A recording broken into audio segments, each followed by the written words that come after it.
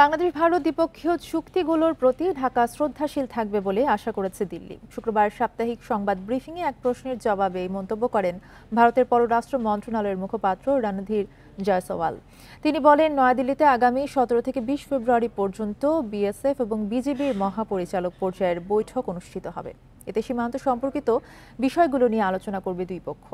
ভারত আশা করছে পারস্পরিক সবকটি চুক্তির প্রতি বাংলাদেশ শ্রদ্ধাশীল থাকবে, কারণ চুক্তিগুলো দুই দেশের সীমান্তরক্ষী বাহিনীর মধ্যে কাঠামোগত সম্পর্কের ভিত্তি তৈরি করে। সেই সঙ্গে ভারত ও বাংলাদেশের মধ্যে সীমান্তে পারস্পরিক নিরাপত্তা, বাণিজ্য অবকাঠামো তৈরিতেও সহায়তা করে বলেও জানান জয়সওয়াল।